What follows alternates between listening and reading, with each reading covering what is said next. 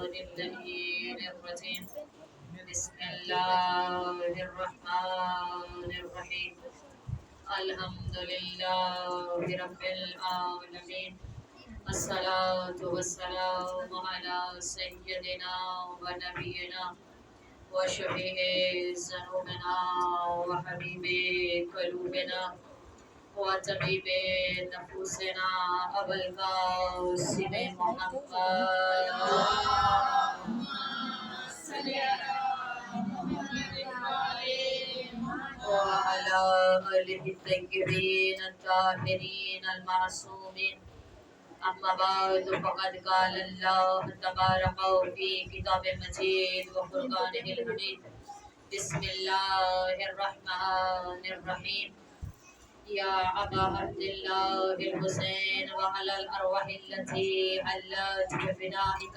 عليكم مني جميعا سلام الله عبدا ما بكيت وبكي الليل والنهار ولا جعله الله آخر العهد مني لزيارتكم السلام على الحسين وعلى علي بن الحسين وعلى أولاد الحسين وعلى أصحاب الحسين صلوات اللهم صل على محمد وعلى محمد اپنی دعاؤں کی قبولیت کے لیے باواز بلند صلوات اللهم صل على محمد وعلى محمد جناب امام زمان باواز بلند صلوات اللهم صل على محمد وعلى محمد اپنی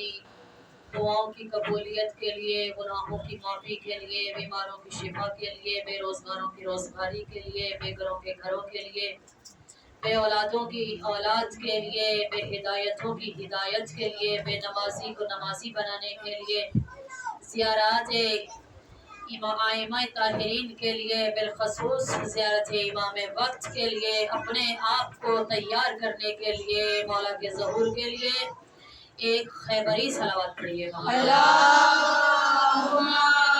صل على محمد وعلى محمد عشق احمد عشق حیدر عشق سرور چاہیے سبحان اللہ عشق احمد عشق حیدر عشق سرور چاہیے 14 دروازوں کا مجھ کو خلد میں گھر چاہیے 14 دروازوں کا مجھ کو خلد میں گھر چاہیے اور انبیاء رومال زہرا مل تو سکتا ہے تمہیں اور انبیاء رومال زہرا مل تو سکتا ہے تمہیں ہاں مگر اس کے لیے عرصہ مقدر چاہیے اور ہر کسی کو مل نہیں سکتا علم اسلام کا ہر کسی کو مل نہیں سکتا علم اسلام کا اس علم کی شان کو نفس پیغمبر چاہیے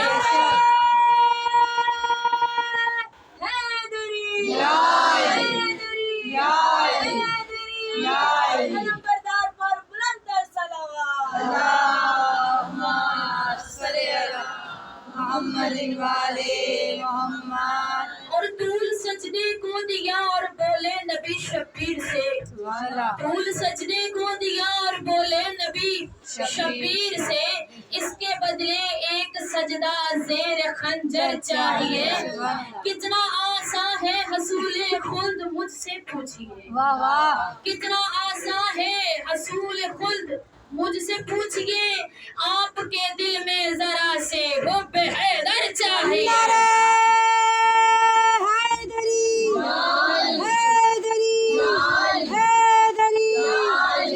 وفا کی عظمت پر بلند تر صلوات محمد وعلى محمد ابتدا کرتی ہوں پروردگار کے پاک اور پاکیزہ نام سے جس کی حمد و ثنا ہمارے دل کی گہرائیوں تک ہے فقط اتنا ہی نہیں کائنات کا ذرہ ذرہ اپنے اندر جتنی گہرائیاں رکھتا ہے वो अल्लाह की हम्दो सना करता है। दरूद व सलाम है मोहम्मद व आले मोहम्मद के लिए। अल्लाहुम्मा सल्ली अला मुहम्मदिन व आले मुहम्मद। जिनको उसने दरूद व सलाम के लायक बनाया है। सद शुक्र है इस परवरदिगार का जिसने हम जैसे गुनाहगार इंसानों को, खताकारों को, बदकारों को, ना चीजों को, ना कदरों को, हकीरों को, मिस्कीनों को, जो कुछ नहीं है, निजासत का पुतला है, हमें पाकीज़ा वजूद अता किया है। और भी पाकीज़ा हो जाता है ये वजूद जब हम इस फर्श अज़ा पर आकर आज आप सिलसिला अयाम आज़ा की आखिरी मजलिस समाअत फरमा रही हैं। अपना मौजू शुरू करने से पहले चंद जुमले आपकी समाअतों को हदिया। सबसे पहले चाहदा मासूमीन, 1,24,000 पैगंबर, तमाम आइमा, मेरे वक्त के इमाम, पुरसादाराने मज़लूम करबला, जनाब सैयदा ज़ैनब, जनाब उम्मे कुलसूम, जितनी बीबियाँ शुहदाए करबला की हैं, तमाम की खिदमत में माजरत। ये बीबी हमसे जो भी गलती हुई, खता उठने बैठने पढ़ने सुनने में हो गई, किसी मोमिन की दिल आज़ारी, किसी मोमिन के हक में गलत बात की, किसी के बारे में बुग़्ज़ रखा, किसी के बारे में हसद किया, हमें माफ़ कीजिएगा। ये बीबी ये कबूलियत का दर है। ये बीबी आप जानती हैं कि इस दर से कोई खाली नहीं जाता। हम गुनाहगार ज़बानें रखने वाले आपके सामने अपने गुनाहों को लेकर आ गए हैं। आप करीमा हैं और एक करीमा बिन्ते करीम है। इतनी बड़ी करीमा है आप कि उस करीमा माँ की बेटी है जिनके दर्स में दुश्मन भी आ जाता था तो खाली नहीं जाता था। अभी भी बस आपसे माजरत और आपके अज़ादारों से माजरत, अगर किसी के हक में कोई गलत बात, कोई हसद, कोई बुग़्ज़, हक तलफी, मेंबर हुसैनी की कोई हक तलफी की हो, माजरत है बीवी के हुजूर में। उसके बाद एक बात अर्ज करूंगी, नहीं मालूम अगला बरस हमारी जिंदगी में आए या ना आए। आपके दिलों में एक दूसरे के लिए कोई बात है तो निकाल दीजिए। देखिए, हमारे इसी माशरे में बहुत जल्दी से वक्त बहुत ज़्यादा हो चुका है। मैं अपने मौजू की तरफ आ रही हूँ, बस यही जुमला जो है समाअत फरमाइए। पिछले साल जो हमारे साथ थे, इसमें कोई उम्र की कैद नहीं है। नौजवान, बच्चे, बूढ़े, लड़कापन, कोई कैद नहीं है। पिछले बरस हमारे साथ जवान हसीन थे, इस बरस नहीं। बस ये मजलिस अपनी जिंदगी की आखिरी मजलिस समझकर समाअत फरमाइएगा। खुदा आपकी और मेरी तौफीक आतिल खैर भी इज़ाफ़ा फरमाए। समाअत पढ़ लीजिए मोहम्मद।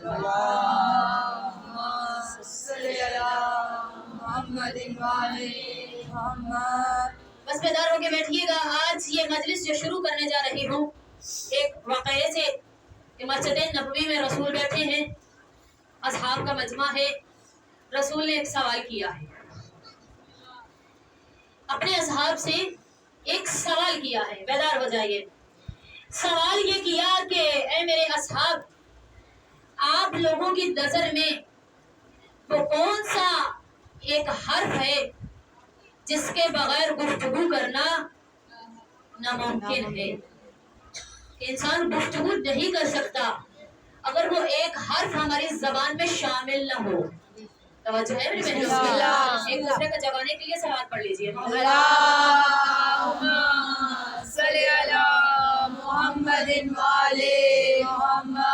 बहुत ही मुख्तसर और बहुत ही मुफीद मजलिस पढ़ूंगी, इसलिए कि चंद जुमलों में आपको पूरी मजलिस जो है वो हदिया करूंगी। और आप मेरा साथ दीजिएगा क्योंकि टाइम बहुत हो चुका है। बहुत सारे मेरी खानदान, मेरी माओ के बहुत सारे काम हैं जो करने वाले हैं, लेकिन बहुत जल्द ही बहुत मुफीद सी बातें आप तक पहुंचानी है। बस आप तवज्जो कीजिएगा।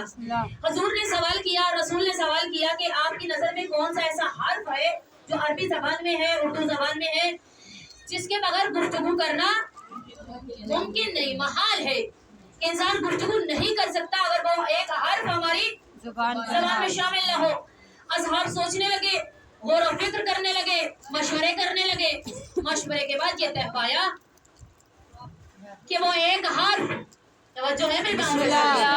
वो एक हर बेदार होके बैठिएगा। आप मुझे जानती हैं कि मेरा पढ़ने का अंदाज क्या और आपका सुनने का अंदाज क्या है, बस मजलिस को महराज तक पहुंचाइए। अब ये तय पाया मशवरा करने के बाद, गौर व फिक्र करने के बाद, कि वो एक हर्फ जो है वो अलिफ है, जिसके बगैर गुफ्तगू नहीं हो सकती है। अगर हर्फ अलिफ जो है वो हमारी जबान में शामिल ना हो, लफ्जों में शामिल ना हो, तो गुफ्तगू करना महाल है, गुफ्तगू नहीं हो सकती। ऐसे ही कह रहे थे सब असहाब, वाह वाह, ऐसी ही गुफ्तगू थी असहाबे पैगंबर में। कह रहे थे अलिफ के बगैर कोई बात मुकम्मल नहीं होती है। उधर पास ही से बे का नुक्ता बोला। अलिफ के बगैर बात करना मुमकिन है। नामुमकिन है। पास ही से बे का नुक्ता बोल उठा, कहा कि मैं दावा करता हूँ। आप कह रहे हैं या रसूल अल्लाह अलिफ के बगैर बात करना नामुमकिन है। मैं बे का नुक्ता बाय बिस्मिल्लाह, मैं यही बैठे हुए अभी अभी आपके और मेरे मौला ने ये नहीं कहा कि मुझे वक्त दीजिए, ये नहीं कहा मुझे सोचने दीजिए, ये नहीं कहा मैं घर जाकर लिखूंगा, फिर आगे कहूँगा अभी फिल बदी इसी वक्त मैं खुतबा दूंगा। ये घराना ऐसा घराना है जो तौहीद पे ऐसा इदराक रखते हैं, जब चाहते हैं तो गुफ्तगू करते हैं, जिस अंदाज में चाहते हैं गुफ्तगू करते हैं। बस बे का नुक्ता बोला और एक तवील खुतबा दिया जिसमें आलिम नहीं था।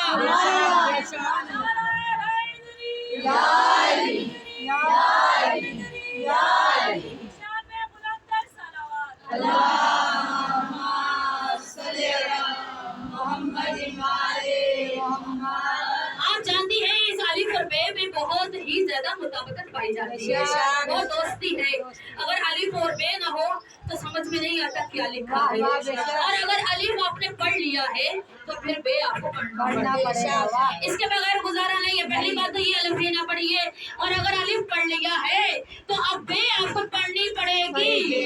अगर बे पढ़ लिया है तो अब आगे चलना ही पड़ेगा, इसके बगैर गुजारा नहीं है।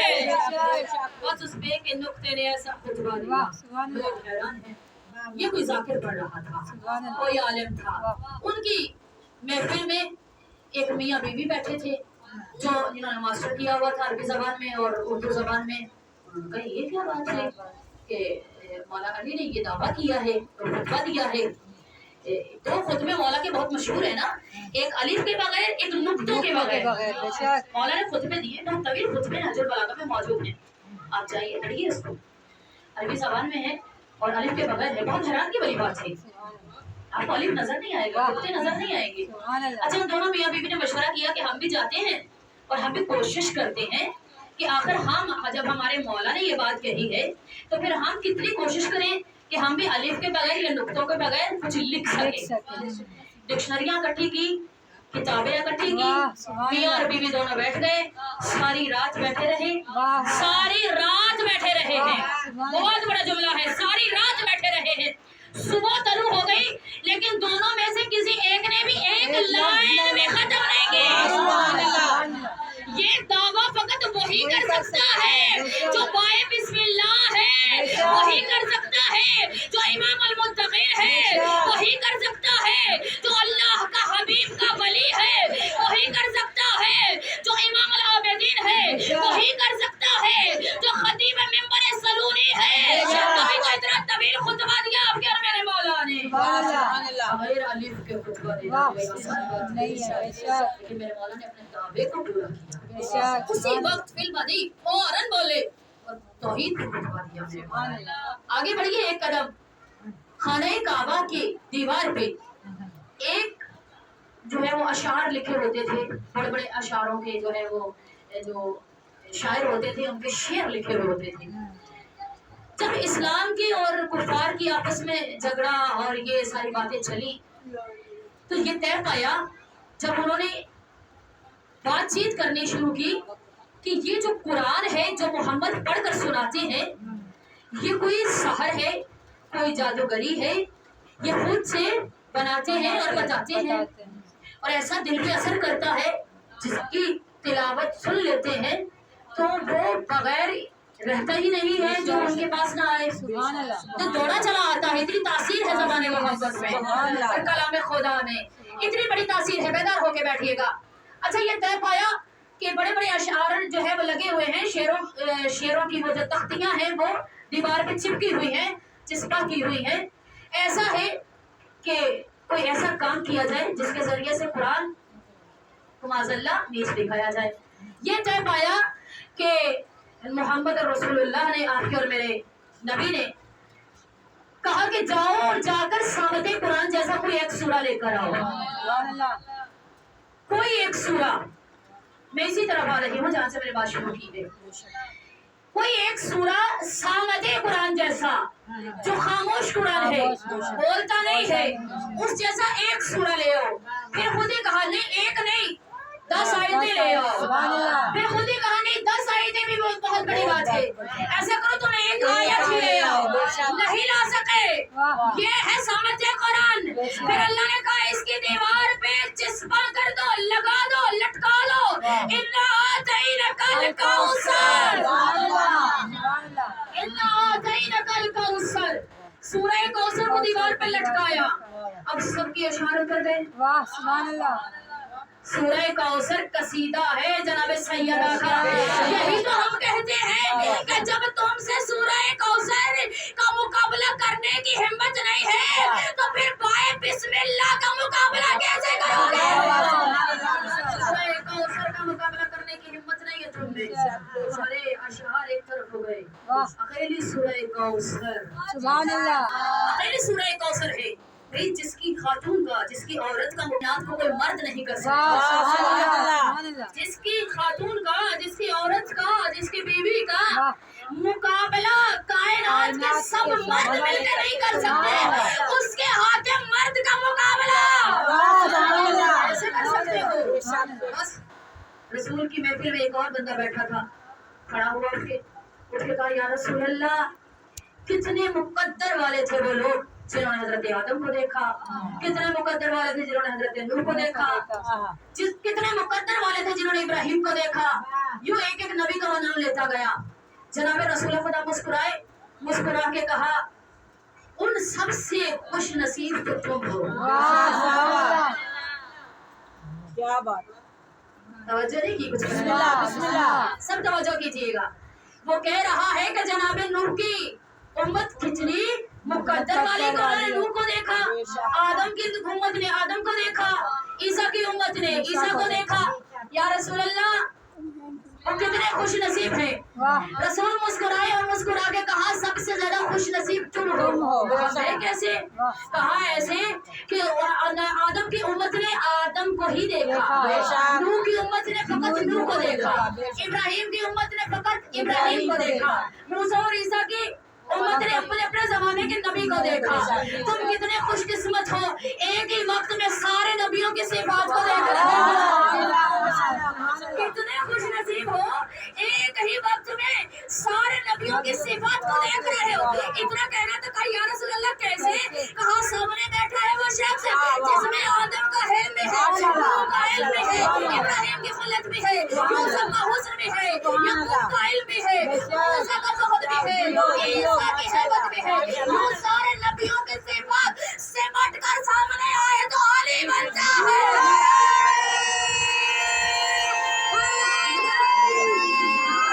ذکر میں بولتی ہے ایک ہی وقت میں تم سارے نبیوں کی صفات کا مظہر دیکھ رہے ہو. ایک ایک نبی کی صفت جھلک رہی ہے.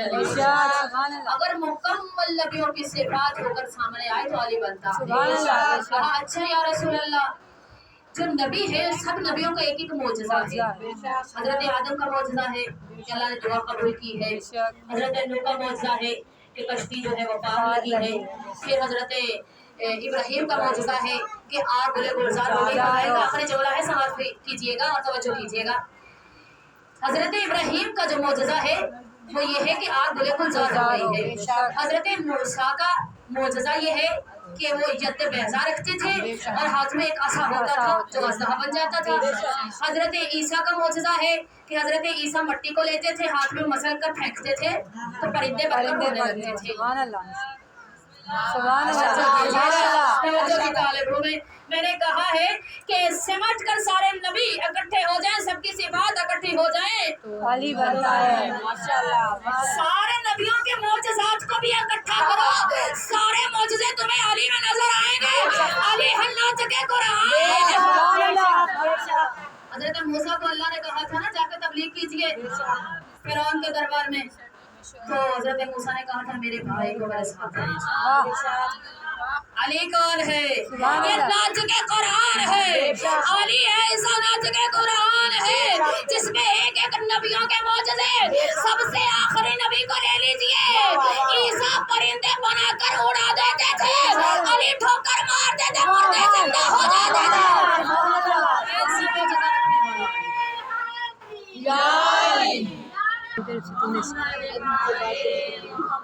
अली फखरे नबी आदम, अली सरदार